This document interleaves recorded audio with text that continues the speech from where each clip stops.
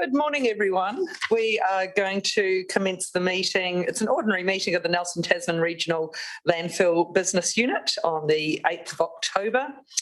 I'd like to welcome you all here. We're, of course, slightly spread apart because of social distancing.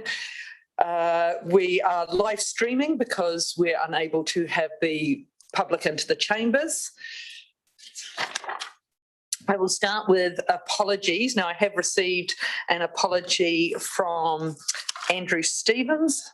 I will move that. Do I have a seconder? Second, Councillor Courtney. All those in favour? Aye. Against? That's carried. Thank you very much. Okay, so the order of business is as per the agenda. Has anyone got any updates to the interest register? Okay. You can always notify your respective councils directly. We don't have anyone for public forum. I'll go to page 6 for the minutes of 25 June 2021. And if no one has any corrections or amendments, I'll take a mover, please. Yeah. Yep, thank you. Move Councillor Bryant, second Councillor Walker. All those in favour? Aye. Against? That's carried. Thank you very much. Yes, so reminder, just because we are live streamed, we will need to use our microphones when we speak. Next we have the chairperson's report. Excellent. Okay, so very brief, just verbal update. I guess reflecting on the year since we do have our annual report on this agenda, I'm actually quite heartened by a lot of the work that the Landfill Business Unit and the staff in particular have been doing. It feels like there's been quite a step change in our operations, in our ability to deliver core objectives, both around waste but also around our environmental stewardship, and that personally gives me a lot of heart. It's been a trying time, of course, with changes with COVID that have impacted on supply chains and on delays and on our ability to forecast where things are going to be. But I think we actually end the year in good heart. And so I'd like to give I just note my appreciation to Nathan and the team for all their work, and also to the members of the Joint Committee as well for your dedication to the Landfill Business Unit. So because it's a verbal update, I don't need a mover or a seconder. If anyone has any questions, go for it. Otherwise, we'll just move on to the next item. Great. Okay, so we'll now go to the Treasury policy and carbon position, page 10, and I have Andrew Bishop here to speak to that paper. Thank you, Andrew.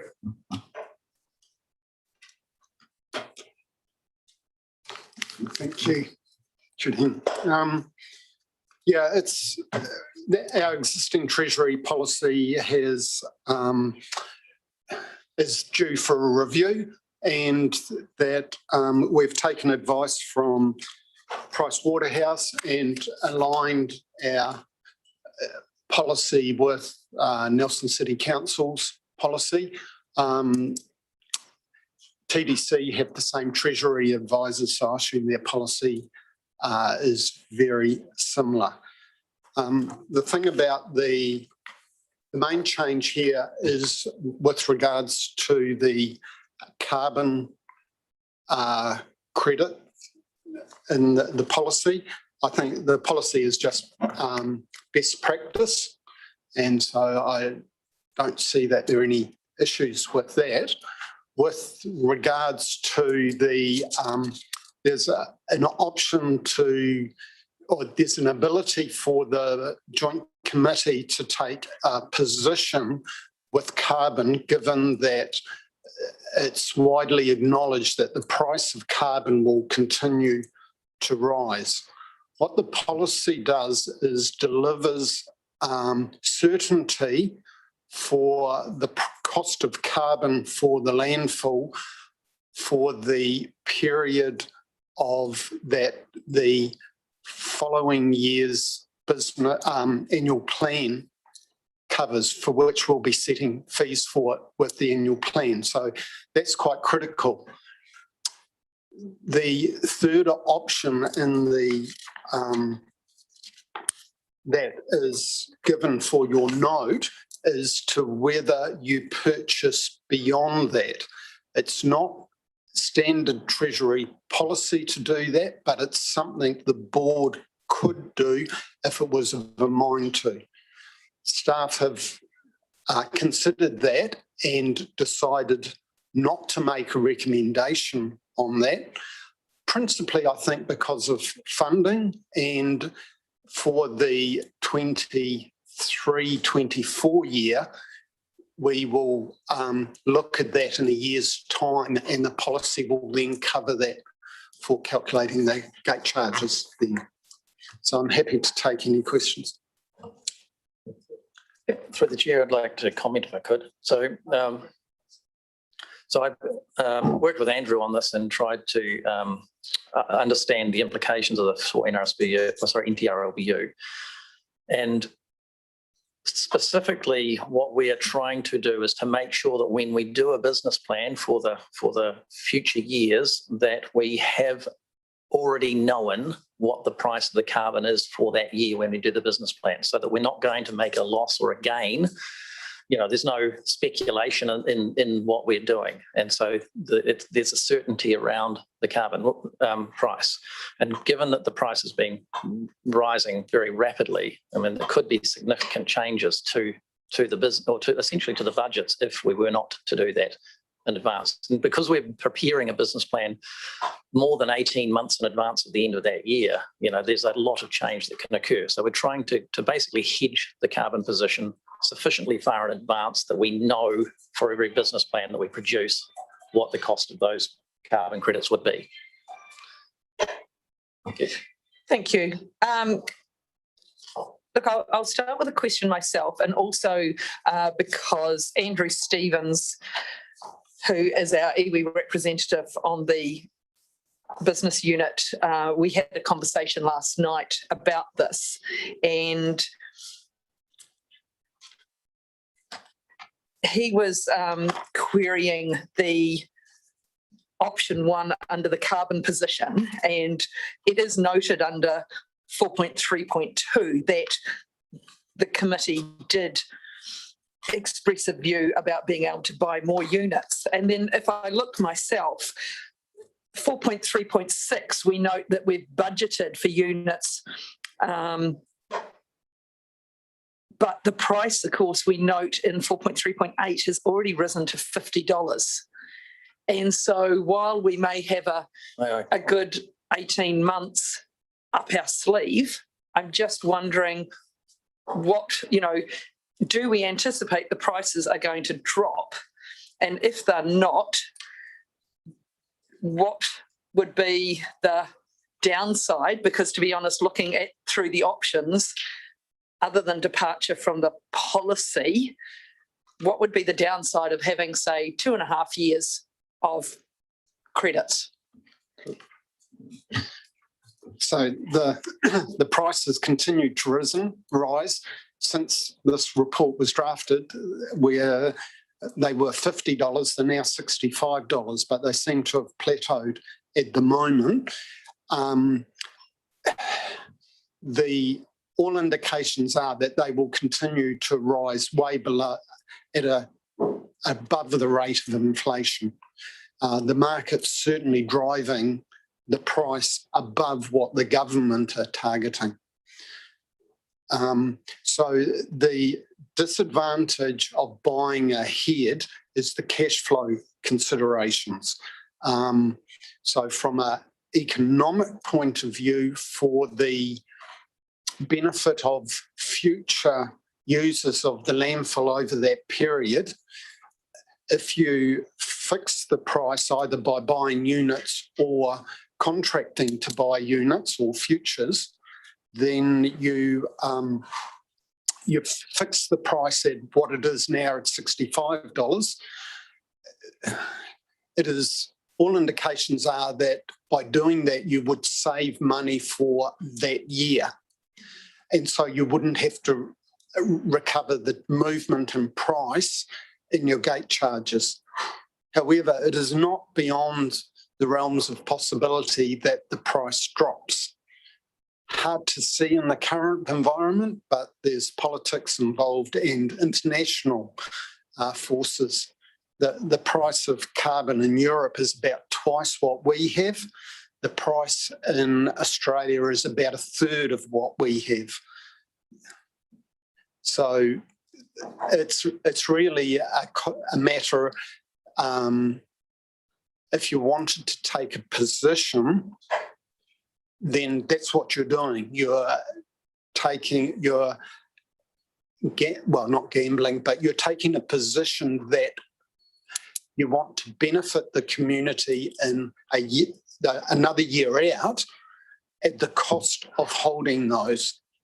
Two risks. One is you've got to fund it, or one issue is you have to fund it and the risk is that it could drop.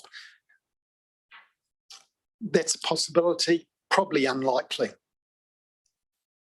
Yes, please.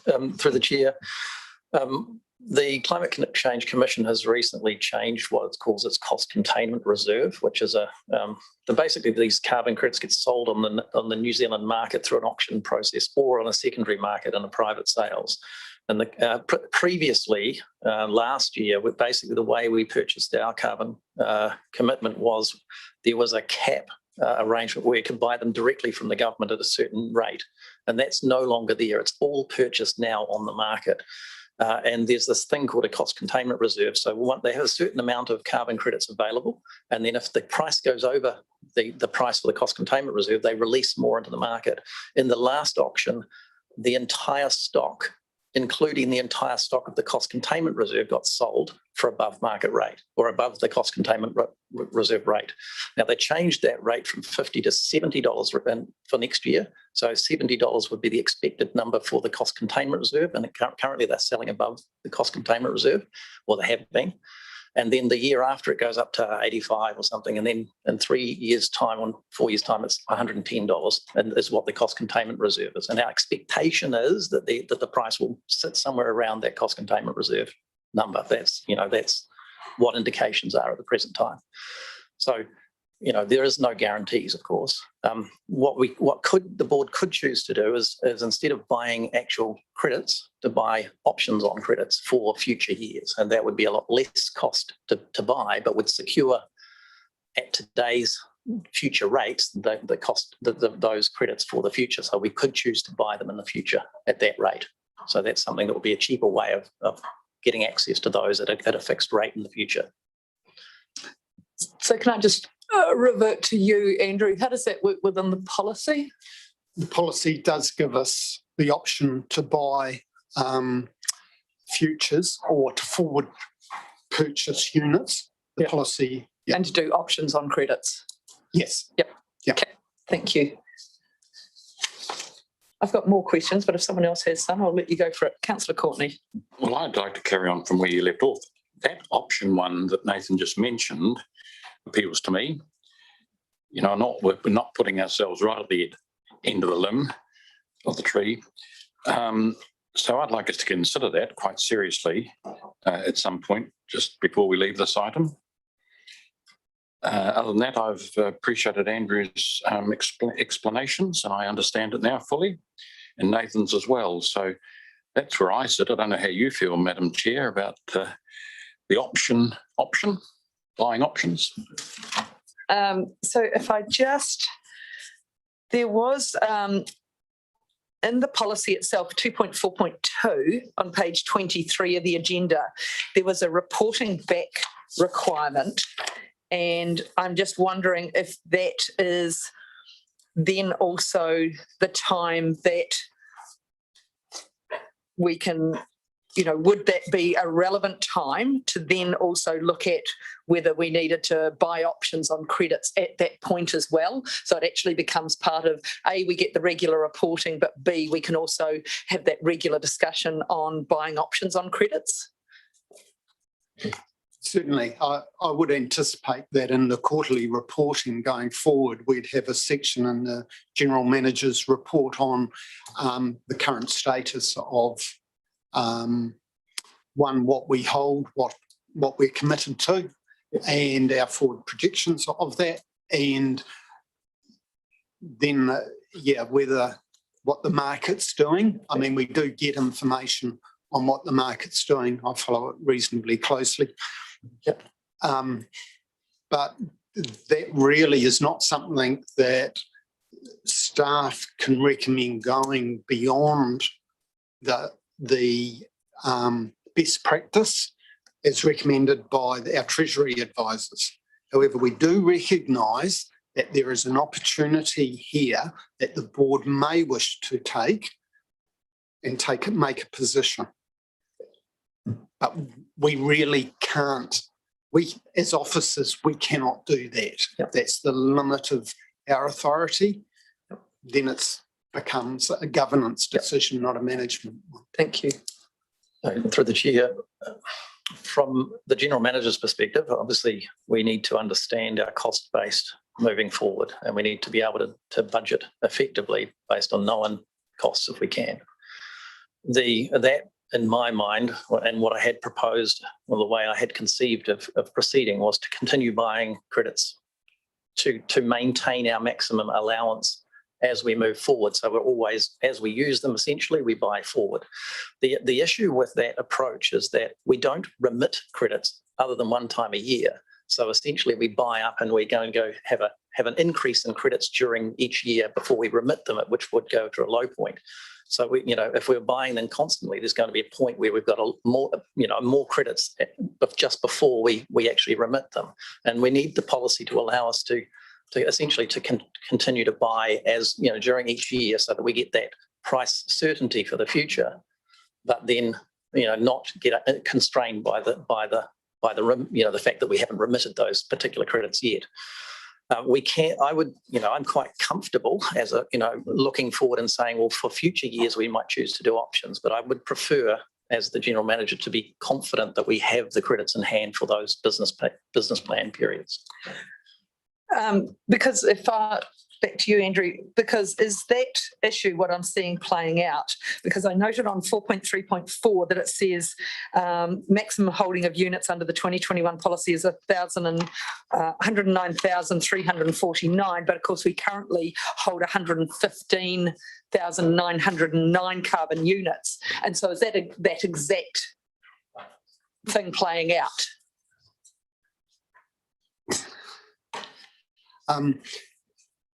Yes. So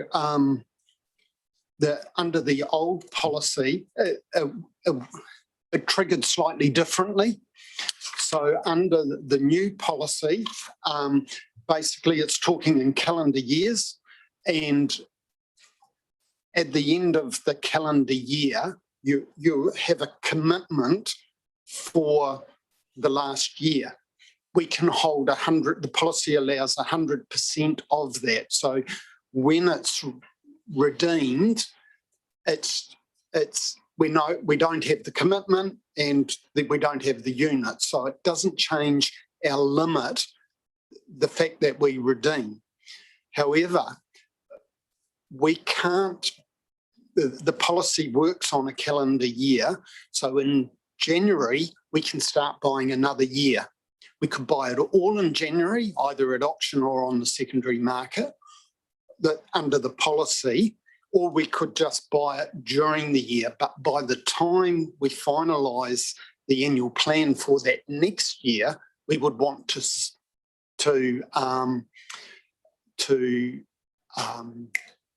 fix our cost. So that's how the policy would work. Through the chair, this previous one is a slightly different in that we held carbon credits for a big portion of our commitments But then we actually went to the government and bought all of our commitment for the previous year from the government at that previous rate, because it was less than the actual market rate at the time. And so basically that meant that we actually extended our commitment, because we bought the whole previous year's commitment at the least price we could, which was the fixed price from the government at the time. So it's a little bit different than the future would look like. Okay, Mel, are you happy with? Yes, I don't want to think we're losing an opportunity. That's the thing. Yeah. Really, because the game's changed, hasn't it? That's the message. So you're quite happy to go along with what we take your guidance on this, I suppose. But yeah, I mean, I think as long as we can always have that full 18 months in hand, and we are getting A, the regular reporting, but B, also the regular discussion, having that quarterly discussion, I think, because it is such a moving feast. Volatile, yeah. Yeah, and I think, as Andrew, highlighted, it's just so highly speculative. And so I think having it regularly, having it on the quarterly agenda is probably going to be the most proactive way to deal with it, because I mean, we can't sort of buy up 5 years today or something like that to try and protect us. There's going to be a point where you just actually have to be in the market. And so, yeah, as long as we always have that 18 months and are always having those quarterly discussions, that's probably, yeah. Andrew? Well, if we keep it under review, that would sit all right with me, closely under review, because it's a new ball game. And we might not be that sure as how to play it. So I go back to the point that I would perhaps sooner in this climate go for taking options, but I do understand what you're saying, Madam Chair. Andrew? I think the first point is the policy delivers us the certainty we need for our budgeting process. Buying future, you've got two different objectives in mind. One's to fix the price for future, which economically makes sense, but there's an environmental impact that the government is trying to drive the price up to send a price signal to get people to actively reduce their waste. So there's a tension there that's not an officer issue, and so that's something that either the Joint Committee or the councils, I guess, could direct us, but certainly the government have got a view of which way they want to go. So through the chair, there's also a risk profile that the NTRW holds, and that we have assumed certain ETS obligations on an annual basis going forward based around our emissions profile, and we've assumed a certain emission reduction over time related to improvements at the landfill. And if we don't achieve those, then there's a significant adverse effect to us. That, and that is a very, from an operating cost, really quite significant. Yeah. And I guess that's a really good point, because we are doing and have been doing a lot of work to actually reduce emissions, and offsetting them with carbon units is actually not the most ideal way. Actual reduction is the best way. Trinity or Stuart, did you have any questions on that matter, or just generally on the report?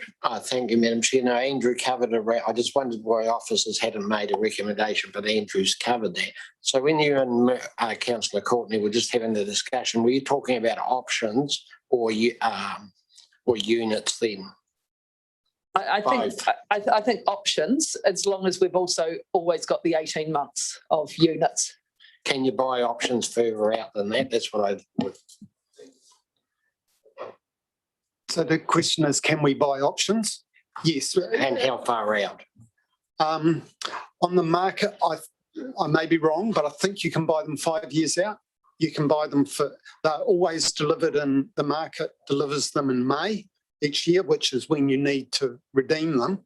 So yes, 5 years out from now. Okay. That concludes what- my understanding of the options market. It might be a bit speculative. Yeah. But, thank yeah, you. I guess I would support the option anyway. Thank you. Thank you. Through you, Madam Chair. It's like the goalposts continue to move. So we need to be on their hikoi of being flexible as the goalpost moves. And so as much as I hear what you say, Councillor Courtney, and I endorse where you come from, I also hear the other side of the story. And I guess for me, I have some reassurance that if it's going to come up on our quarterly report and it's an item that has to be addressed and that does have to be reviewed and we do need to drill down, then I'm happy to wait till the quarterly report comes. Thank you. Okay, so I'll just see if all of my questions have been covered. Sorry, it's an incredibly minor point, but 2.1.8 under the general objectives in the policy just mentions develop and maintain on page 20. Develop and maintain professional relationships with council staff, which seems like a fairly broad, I know it's a general objective, but it seems like an overly broad general objective within a Treasury management policy. I'm just wondering, is there particular council staff this is referring to? Is this the Nelson City Council Treasury Management team that it should probably more specifically refer to? I mean, it's probably great if you know, Nathan's getting on well with our library staff and other people, but I'm just wondering, yeah, could we maybe narrow the definition of that just a little bit? I think this is just a template that is being picked up generally by the advisors that's used across the place. I guess you could put relevant council staff in if you I think we'll do were that. of a mind. Yeah. Everyone happy with that? Lovely. Yep. Do you want to go there, Richard? At the moment, the Nelson City Council is the administering authority, and we have a good working relationship with the TDC equivalent staff, but to require it would mean we would then have to run every operational decision, financial decision through. So I think my view would be if we say relevant council staff, that is then irrelevant of which council it is. It just becomes relevant council staff. And that will mean it may be TDC sometimes, depending on what the matter is, or it may be NCC, because there is some, you know, as we see in the general objectives, there is reference to Tasman District Council. So I think if we just made it relevant council staff, then that doesn't specify one council over the other. Is everyone happy with that perspective? Okay. I am. Yep. Great. Okay. Also on the policy 2.3.1, which is on page 21, bullet point 4, the NTRLBU will draw down and repay core funding in amounts of 1 million, which is 500 million per council or more. But that's a reduction from what was there previously. I'm just wondering why the reduction. So that actually makes it easier, the reduction to draw down. Yes, it's just for cash flow management. At the moment, we're not drawing down loans because we have the landfill has an investment with the two councils. Yeah, but when it comes to having to do it in $2 million tranches is probably just a big step. So it's for the size, it's thought that $1 million is a more appropriate amount. Great. Okay, does anyone else have any further questions on the Treasury policy and carbon position report? Okay, great. So we've just got a couple of amendments to the resolutions that are in your papers on page 10. And so, and just noting, so those resolutions relate to, out of the options, so just to be clear, they relate to option 1 of the Treasury policy and option 1 of the carbon position. And so that's what the policy relates to, and that's what we've discussed and basically agreed.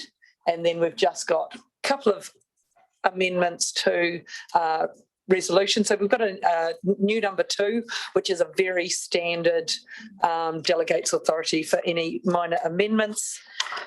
Councillors could possibly guess I found a couple of typos and a few other minor things that I won't raise at the meeting. And then number 4 initially, of course, just said committee. And so we've just made that clear by putting in the NTRLBU. Through the chair, how does this relate to the options option? Because Treasury position 1 doesn't really mention or discuss that. So do we need an amendment? But is the policy permissive of that? The policy is permissive of it. We have in the past just bought units. Our cost of funds is lower than the market, so it's a more economic thing to buy units rather than to buy options, as in the futures, or pre-buying, the fixing in the price of pre-purchase. Yeah. Okay, so if the policy is permissive of it, then I think we can just note in the minutes that the committee expressed their desire to evaluate buying options on credits, and that the policy is permissive of that, and that as part of our quarterly reporting, we'll be able to have those ongoing discussions. Great. Is everyone happy with where we've settled? Kate, do I have a mover for the resolutions? Oh, yep. Sorry. Sorry, Madam Chair, if I could just perhaps suggest in resolution 4 there, you say to purchase carbon units or options. If you add that in, it's sort of then clarifying that the board has considered that. Options. Those options are different to the options. Yes. Yeah. We've got. It's really futures. Yeah. But they're also called options. Yeah. Excellent. Yeah. I think in the context that covers it. Yeah. Yeah. And they can watch this video and understand that. Okay, so I'm happy with where we've landed. Is someone happy to move the resolutions? Move Councillor Walker, second Councillor Courtney. All those in favour? Aye. Against? That's carried. Thank you very much. Thank you, Andrew. Okay, so we'll now go to the next report, which is on page 25, and this is our annual report. Thank you, Nathan. Thank you. Can I take the report as read? So, Just anything you wish to highlight? I guess, so, you know, there's a lot of standard reporting we have to do, but is there some stuff that excites you a bit, or, you know, you think is newsworthy in inverted commas? we and with the landfill at the present time, I mean, the year has been incredibly busy. We have, for the last few years, been accepting waste in excess of what we would have expected. Since NTRLBU has come into the joint arrangements come together, obviously we've doubled the waste into the landfill because of the TDC and NCC material. This year, albeit that not in this report, that we've obviously got the Westport material come from all the flooding, which has added another 3,000 tonnes. It's not in this annual report, it'll be in the next one, which has obviously been quite a significant change as well for us. In terms of the overall landfill, airspace is our big area of constraint, making sure that we understand how much volume we've got left to fill up and how we can best utilise that volume. We've made some changes to the way we run the landfill. So we now have moved from fairly reactive litter management, where we go and pick up the litter when it's blown around, to putting in big earth berms to shape the wind across over the top of the areas where we're dumping, to try and reduce the amount of litter that gets actually blown around. We've started buying up litter fences, essentially put round the back of the landfill to capture anything that is blown around. So we're trying to proactively reduce our adverse effects on the environment in that way. And the year's also been incredibly busy from the stormwater perspective, because we've been building the new stormwater facility at the landfill. But it's been a very wet year, and it's created a lot of issues, let's say, with the progress of that stormwater system. So overall, I think it's been going reasonably well. There have been two areas where we obviously haven't done as well as we need to. One being the abatement notice we received at the start of last year for the stormwater, which we are in the process of resolving. And the second, in terms of monitoring of the Eves Valley landfill enclosure. It appears that that's fallen between the cracks, and it hasn't really been transferred over from Tasman District to NTRLB effectively. And so we're in the process of transferring the consent, the old consent and the monitoring consent, to NTRLBU. That was in the name of Tasman District Council, so it didn't sit on our books and wasn't highlighted to us clearly. We're in the process of getting that resolved. So it's unfortunate, and there's a lot of work going into trying to get that resolved now. But it is an area that we have not done as well as we needed to on. However, we are making good progress on things that had sat around for a while. So that is very positive. And I think in particular some of our emissions work and being good neighbours. Right, do we have any questions on the report? Councillor Bryant. You'll need to use. Very good report, and congratulations on another year. So I have one just around the financial report. Firstly, the chart shows a net surplus of 757, but at 6.4 it shows in the text it's 727. I'm assuming one of them is a typo. It'll be my one, sorry. The 727 will be the typo, and I would have got it wrong. My apologies, I didn't spot that. Andrew's report, which is the one with the 727 in table on 6.1, will be the correct number. And we need to note that in the quarterly report, that 727 is there also. Well spotted. Yeah, thank you. And then just down at 6.6, management costs were 207,000 above budget. I thought we'd already addressed this previously, that we were going to look to have employees rather than management consultants. Can you just cover that off? Yes, at the present time, partly that's on my shoulders. So we have in our budgets increased the budgets to allow for the employment of staff. We have not initiated the employment of staff. We've got to go through a process to get that employment of staff through the Nelson City Council. And due to workloads, I haven't got the business cases completed for the employment of those staff through the Nelson City Council. So I'm not able to initiate that until such time as those business cases through the Nelson City Council have been implemented. When do you think that's likely to happen? Given our workload, I'm working on at the present time, it's 60%, 70% complete, but it's not fully complete. So I'm hoping that within the next 2 to 3 weeks, I'll have that business case able to go to the Nelson City Council for their consideration. If I can jump in, ironically, No.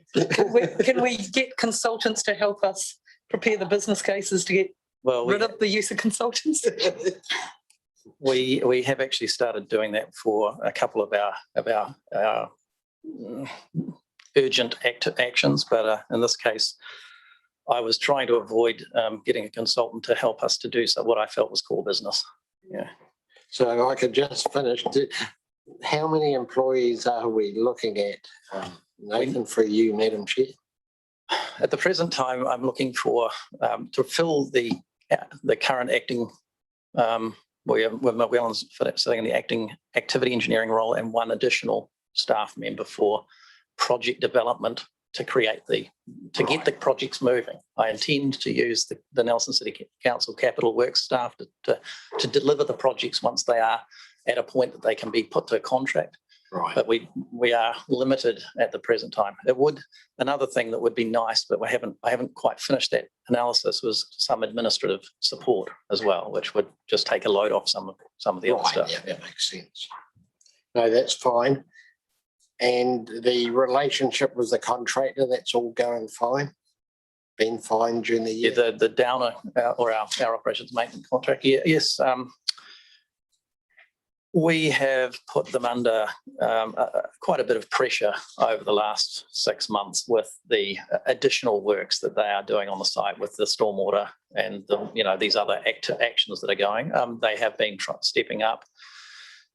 We've adjusted our processes to make sure that we have an external party come in and do both operational health and safety reviews on all of the capital works things and advance those, and also doing price verification activities on any capital work stuff that's done under that contract with Downer.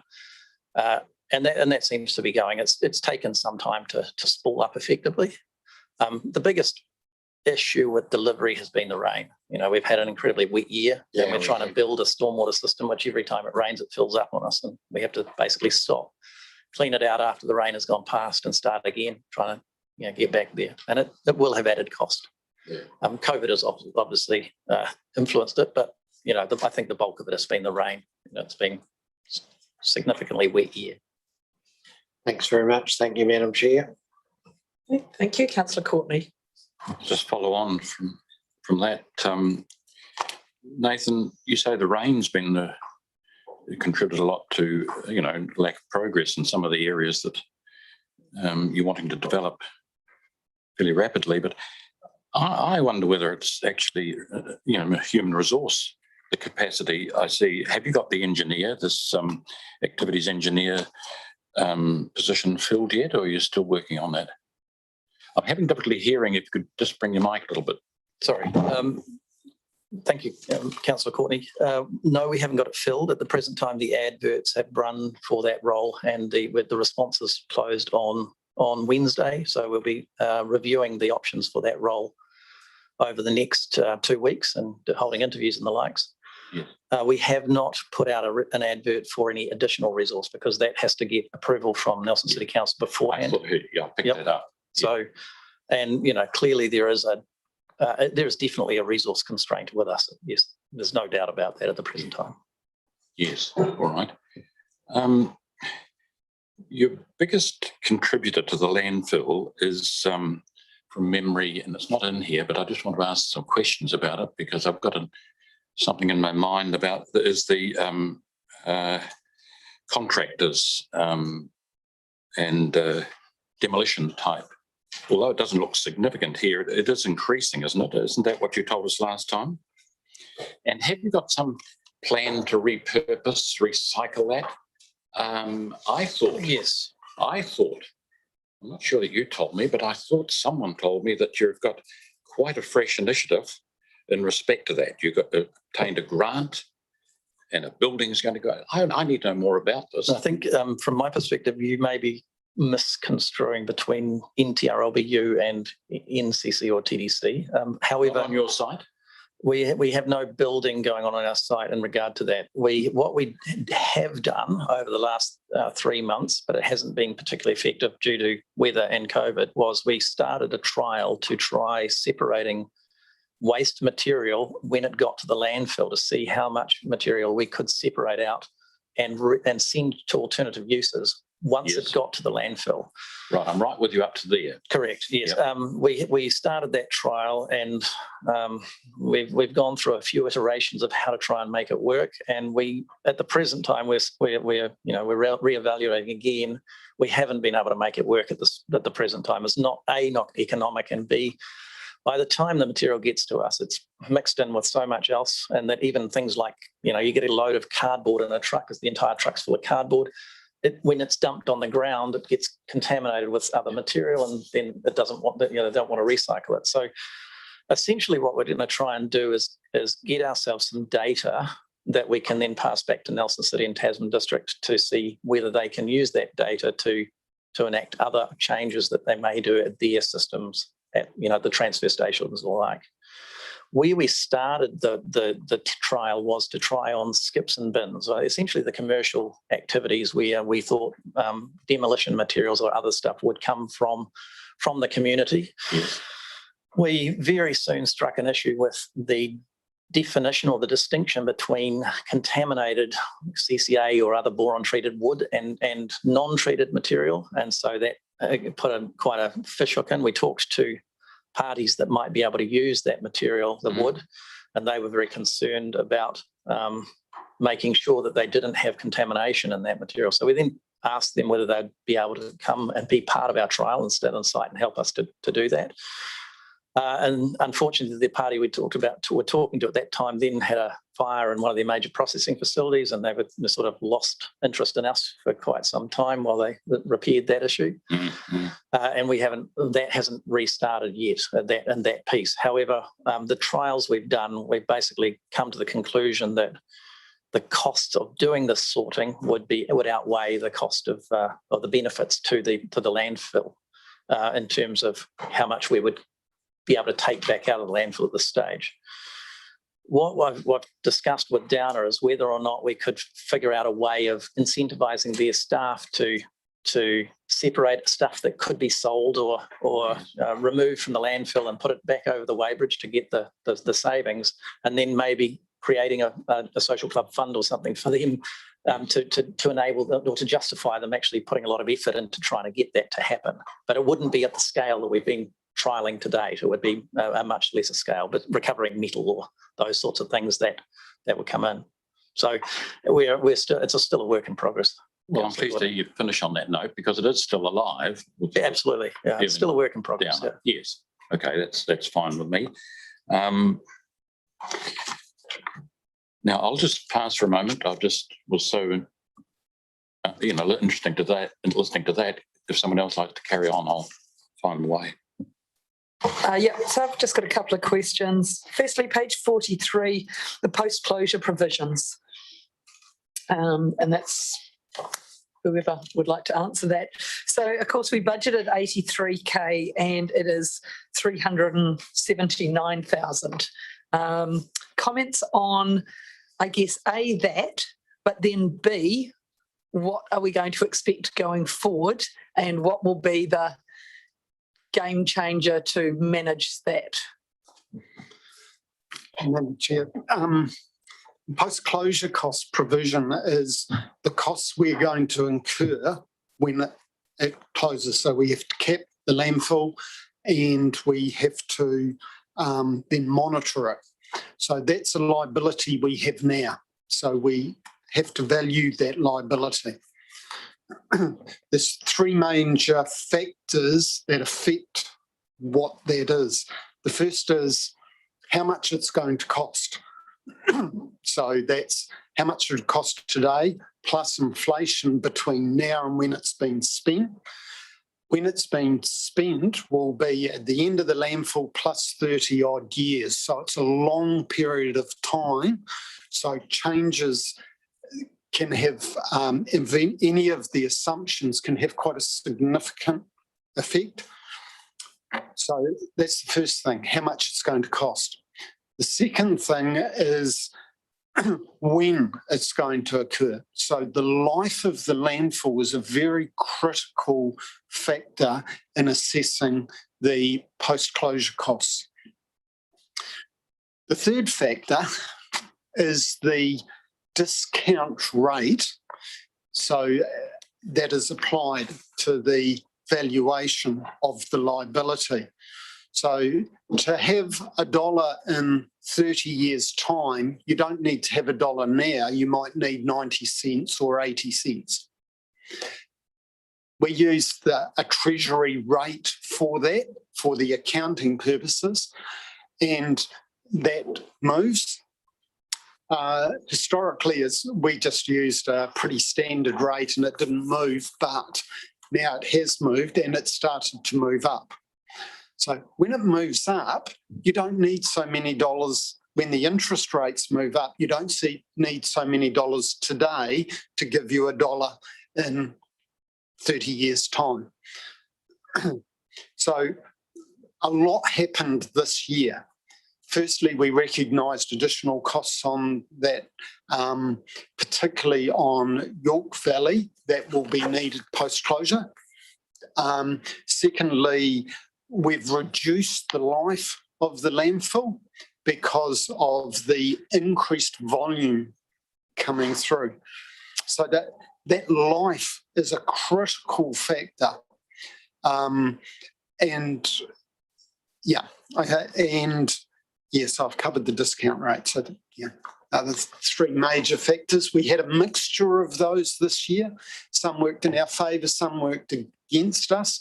You can have some very, very big swings in here, particularly the interest rate has a very significant effect. We've also have got post-closure costs for Eves Valley. One of the assumptions we have is when we close York Valley, we will go to Eves Valley. And some costs we won't have to incur when we go back to Eves Valley. The monitoring costs, we won't have to send someone out because they're there. So we've made an assumption they will stop at a point in time. Whereas we know we're going to have to do it at Eves Valley. Once we close, we'll have to monitor. But if we shift it out, we then have additional costs because we're still going to have to monitor the existing landfill out there. So it's a double-edged sword. And so by moving the cost, at least the effect of the life will change York Valley one way and Eves Valley the other way. So there's a lot of factors in there until you actually hit at the end of year. When you do the valuation, it can swing all over quite considerably. But I think we might cover this again later in the briefing. Through the chair, I think that the major factors are the discount rate and the life or the airspace, the life of the landfill till closure. So that of course, and the reduction in that life in this over this year. Thank you. My next question, and I know it doesn't directly relate to one of our key measures that we've set that we report back on, but we did discuss it 1 or 2 meetings ago, and that is getting the annual reports from the 2 councils on their waste minimisation activities. And I know from timing, possibly this wouldn't come until our December meeting, but I guess in some ways for our annual report, it would sort of be nice to say, look, we provided, was it 6 million this year for waste minimisation? 4.8. So this year we provided 4.8 million to the 2 councils on waste minimisation activities. Here is some of the stuff that it was spent on. Look, that timing may not work because the council's annual reports aren't ready yet, whereas this one is. So we may actually always be chasing our tail and not be able to put it in. But it is an area of quite, I think it is our single largest area of expenditure. And in some ways it would be nice if there was able to be something in here, even from their 6-month reports, where we could go, these are some of the activities and they're continuing, and acknowledge the timing difference. I just think it adds a degree of closing the loop. We don't choose those waste minimisation activities. That's up to the respective councils. But being able to bring some reporting back in to our singular largest line of expenditure, I actually think would be really good, and something I think would be good to add for next year. Through the chair, I have been in conversation with both Tasman District Council and Nelson City Council's solid waste officers.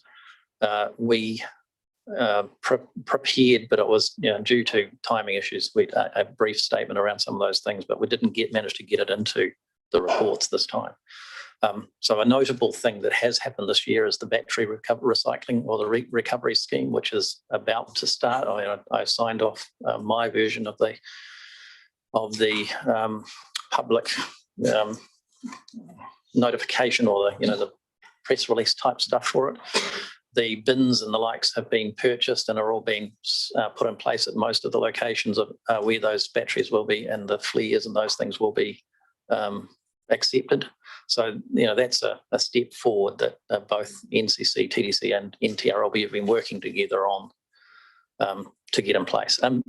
I think it's been actually quite an effective collaboration. I mean, the primary issues initially when this was raised were NTRLB's issues, the fires at the landfill. Subsequently, of course, it became quite pertinent to TDC, having had the fire at Takaka and another skier in the materials recycling facility. So it's in everybody's interest to get that issue resolved. So. And I think as we, if we remember, so page 32, we do have that goal around maintaining good relationships with stakeholders. We're looking at developing a website to enhance that information. So I just think going forward, we can, I think, consider how we make some of our reporting, such as these, a little more public facing. And I think bringing that into it will help with that as well. And so I think as we sort of develop the next business plan, we can also consider some of those things. As I said, with timing, we know we won't get a perfect year-on-year alignment, but we can actually just give some spotlights or profiles on some of those waste minimisation activities that our 4.8 million have gone towards. And I think next year it's a 6 million, 5.4 million. So still our largest area of expenditure. Okay, are there any further questions on the annual report? Councillor Bryant. Thank you, Madam Chair. So just to follow on where you've been, I understand that levy is going to increase substantially in this financial year. So I guess the communities would be quite interested to see where it's in the money go round, really. And I'm just on page 43, which I may be too far ahead, am I? No. So, just wondering about, and I think we've covered this previously, the deficit we had in the 2019-20 year. Now that we have a surplus, is there any intention to repay that deficit, or has that been repaid by the councils? You may have told me this previously, Andrew, but my memory's not that good. Thank you, Councillor Bryant. My intention is that we repay or we recover those losses first. I think that's what the MOU says, is that we can retain 300,000, but of the surplus, 275,000 was a provincial growth fund grant. So that was for CapEx. So I don't think that would come into it. So I'm tracking those losses so that we can recover them first. And then we are planning in the budget, both this year's budget and future years in the LTP, to recover that deficit over a period, over the life of the landfill. Yeah, now I remember, yeah. Perhaps while we're on that page, I could just point out that the impairment there, which was 264,000, was due to the reduction in the life of the landfill. So that's another significant factor, together with the post-closure cost. By reducing the landfill life by 2 years, we've taken a hit on having to recover the assets we have at the landfill over a shorter period of time. That makes it a little bit challenging, doesn't it? Thank you. That life, I'm trying to point out that another reason why that life of the landfill is so critical. Yeah. Councillor Courtney. Thank you, Madam Chair. Just adding on to your thought about good news stories for the public, I think one that could be added to that is the methane capture for the hospital, and sort of an update on that. I think that's We could do And- that in the quarterly report. Yeah, I think we'll do that in the quarterly Yeah. report. It's mentioned in there. Yeah, I just think it's one of those activities that would be of real interest to the community that we can feel positive about. I'm looking at page 28 and I'm wondering, through you, Madam Chair, to Andrew, you talk about work is being undertaken to extend the capacity of York Valley Gully 1, and then you say a team is beginning work on the new resource consent options. Is that quite a significant amount of work there? Through the chair, that's something that I'm obviously taking control of. The deed of agreement that NTRLBU has requires us to have at all times 5 years worth of consented capacity and 2 years worth of constructed capacity. And we're not entirely convinced how long it will take us to get our consent for a new landfill. So we thought we'd start relatively early, having 8 years of capacity remaining. That would, in theory, give us 3 years to get the consent for the new landfill. The first piece of any consent is to determine where you might choose to put that landfill, whether or not you want to try to figure out how to extend your existing one, or whether you might go, as the deed of agreement says, to Eves Valley Stage 3, or whether or not there's a whole another landfill location that you might choose to do. There are, of course, other options that you might choose to look at, which might include, let's say, incineration, or going to another landfill somewhere else and seeing whether, and a lot of that comes down to looking at costs, looking at risks, looking at environmental concerns, etc. So the first piece of our work is to start understanding what options we have and then fleshing out those options. At the present time, essentially what we're looking at is what we can and can't do at the Eves Valley landfill designation and what we can and can't do at the York Valley landfill designation. So once we understand what that future might be able to hold at both of those locations, we'll then look at other options and then evaluate. Eventually we'll evaluate which one of those ones we would like to proceed with based on some sort of selection criteria. In the meantime, however, we've got to make sure that we've got enough landfill space to actually get a consent for the next one in an appropriate time frame. And that's making sure that we have the space at the York Valley Gully 1 is a critical component of our work program. Yeah. Thank you for that. Thanks, man. Councillor Bryant. I'm happy to move the resolutions, Madam Chair. Thank you very much. I'm happy to second it. Thank you. Okay, so I'll put the resolutions. All those in favour? Aye. Against? That's carried. Thank you very much. Okay, so that included the recommendation to council as well. That's under that. Correct. Yep. Great. Okay, so we'll now move to page 51. So just noting to councillors, we've got a confidential briefing starting 5 minutes ago. So we'll so possibly some more in-depth questions will be answered in that session, or not necessarily answered, but we'll be able to discuss them in that session for future reports. So we'll turn now to the quarterly report, which is on page 51. We can take it as read, but if there's anything that you need to highlight on that, and you may wish to speak to Councillor Courtney's question from before about Pioneer. So, yeah, Councillor Courtney, can you repeat your question from before, please? The question in regard to the hospital boiler, what specifically would you be keen to hear? Well, I just think just commentary. Okay. So It'll have very real interest to the community, I think. So I'm just looking for news stories out of the NTRLB. Yep, NTRLB has been in conversation with the DHB about their systems for some time. Obviously, we're talking to them quite regularly. They are using gas consistently and using a significant portion, around 20% of the gas that we produce from York Valley.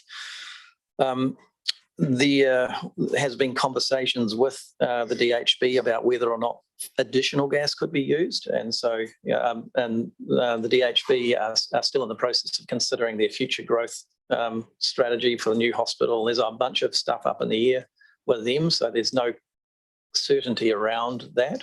But they have expressed interest in working with us to try and understand that. We need to understand that at the present time, that's the gas supply to the hospital is still being undertaken by Pioneer Energy. It's the intermediary party. They hold the contract, and we're in the process of discussing with Pioneer implications around that contract for us. We are in the process of purchasing a new flare for York Valley, and that then allows us to send the old flare to the Eves Valley site to get a gas management system at Eves Valley. The work on the flare for York Valley, the new enclosed flare, is nearly complete. We expect it on the 18th of October, I believe, so to arrive on site, or sorry, to be finished in the factory. They'll get here on the 21st of October. Take a few days to get set up. And that will allow us to burn gas significantly more cleanly and get better carbon reductions from the flare.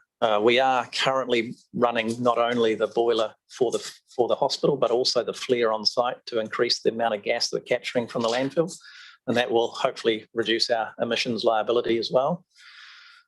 And the Eves Valley gas management system, all the pipework has been fabricated. The plinths and the electrical control systems are going in place at the present time. The flare from York Valley can only be shifted to Eves Valley once the new flare is in at York Valley. So, that's still 3 weeks away probably. But following that, we'll be in a position that both landfills will have flares. They'll operate a significant portion of the time. And the Eves Valley will be destructing gas, which is currently not happening. So that'll be a really good step forward. And from my perspective, a really significant step forward for emission reduction. Yep. So overall, we've done quite a lot of stuff. There's still quite a bit to go. It's very exciting. Thank you for that. Appreciate it. Okay, Councillor Bryant. Thank you, Madam Chair. Nathan, you've already alluded to it a couple of times around the stormwater and the discharge. Now we've got the consents. Were they relatively straightforward or obtained? Yes, well, they were relatively straightforward to get them, and then there were a few fishhooks in terms of some new conditions that were put on the consents when we got the new consents. So the ultimate thing that we've struck is a couple of definition issues around how we measure the turbidity or the suspended solids or something in the water. And what we would like to do is have automated machines that essentially do that, so that we don't have to get someone to walk down to the river and take samples all the time. And there's a bit of a nomenclature issue around whether it's measured as turbidity, which you would do in a water supply, or suspended solids, which you do in a dirty water. So we're just going through a little bit of refinement there. We have the consent in place. We are building the stormwater ponds based on that consent, but there is a small variation essentially, or a fix to the condition of the consent to get clarified. So that, from my perspective, it's been relatively good and relatively timely in getting those consents. Yeah. Excellent. And so progress on actual construction will be completed once we get some finer weather? 2 weeks of fine weather would have us complete our large pond at the bottom of the landfill. This what we call SRP3, a stormwater retention pond 3. We had a 50-ton excavator with a ripper on it in the quarry where we're putting our SRP1. We managed to rip out about 2,500 cubic metres of rock out of there before he managed to break the ripper on his 50-ton digger. And the rock in the area is very, very hard. So we're now breaking that rock out with a rock breaker. So it'll cost us a little bit more. And we're still held up at the present time on the western side, what we call the western side dirty water drain, the one that comes with the sediment laden material down the face. It's very steep, and we're struggling with the design of that at the present time still. So there's a range of issues in and around slowing the water down at the bottom. And but anyway, overall, it's a work in progress. It's a work in progress, but we're moving forward, and we expect that the eastern side of the landfill will be completed. We're hoping that'll be completed by Christmas. So, which was the intent of the goal that we were aiming for we won't have the western side dirty water drain done by that stage.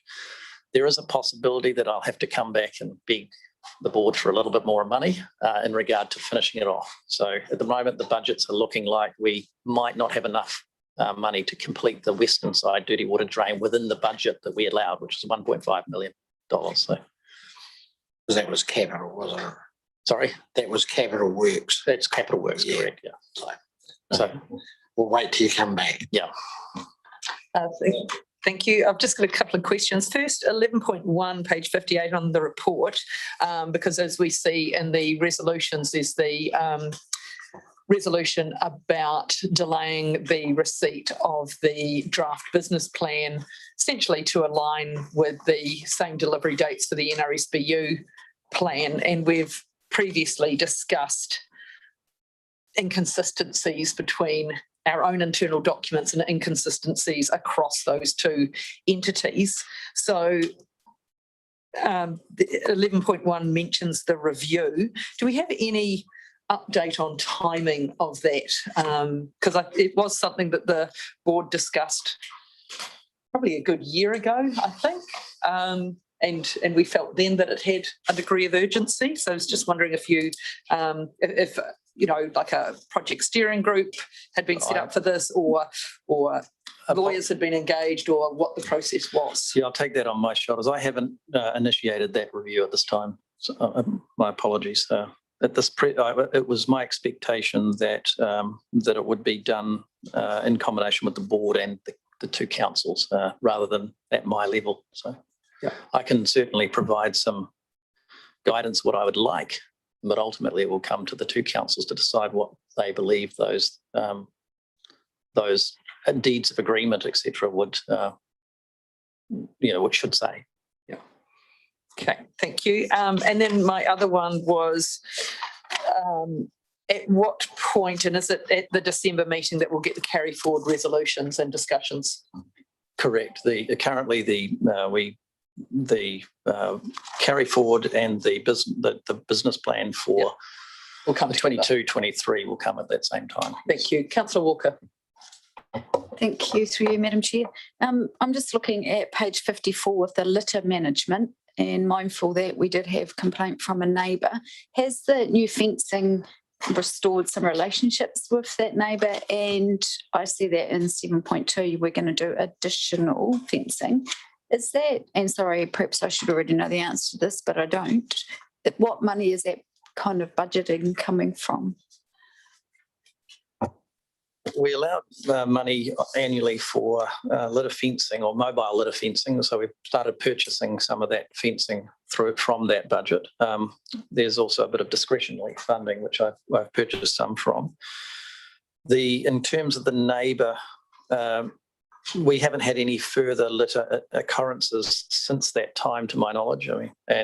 So we haven't really, in truth, had a lot of contact with the neighbour since that time. We not only put in the litter fences, but we also put in what we call our wind bunds. And so the idea is to put these large earthen embankments in front of where we're dumping the waste. And then we put what's called a diffuser on the top of those embankments. So the wind comes up those and then essentially creates a turbulent zone, which creates an eddy current in behind it and makes a still zone behind the big wind bund. And when we're dumping our rubbish in that area, it's obviously a low wind zone, so it doesn't pick the rubbish up and send it around. So in combination between the litter fences and the wind bunds, we think that we've we've reduced the amount of wind-blown litter. We've also put on more pressure on our contractor to ensure that they do reactive litter cleanup more rapidly as well. So there's a bunch of actions that have gone on to try and improve our performance on litter management. Thank you. The resolutions are on page 51. I have a question. Another question. Yep. Thank you. Through you to Nathan, I'm looking at page 53 and 5.5. You talk about site control and automation improvements. It goes on further down into the middle of that paragraph. At present, due to time limitations, the Weybridge software upgrade has not been commenced. How important is that to efficiencies and to the operation generally of the York Valley? business? The intent of this is that there's a government regulation change that occurs and it will start up in July of next year, which requires us to have the location of our waste nominated. So any waste comes into the landfill, it's nominated that it came from, as an example, Tasman District Council or from Nelson City Council or from both councils or from Buller. Our current system doesn't allow that. The second element is that we see that the Weighbridge software is a risk to us at the present time. So it's relatively important that we get the resolved. The current software is supplied by a company that has been around essentially as the people have retired. And so the ability to fix it is not so good. So at the present time, anytime there's an issue, we actually get a competing company to come and support the software and the system. And what we would like to do is to change that software and to adopt the new location elements for it and have that implemented by the local company that come and do all of our servicing. So that essentially, that's the part of the procedure we're aiming for. We haven't done it at the present time. It's got stalled at my level primarily. It's one of those projects that we've actually got an external consultant to help us with. We have to do a business case to allow the Nelson City Council IT department to accept that we're allowed to do this project. So that business case is being prepared externally at the present time. Thank you for that. And COVID too, I suspect, has played a part in frustrating the advancement of this. The COVID's affected a number of things, but I think this is more resource constraints in this particular instance. Yeah.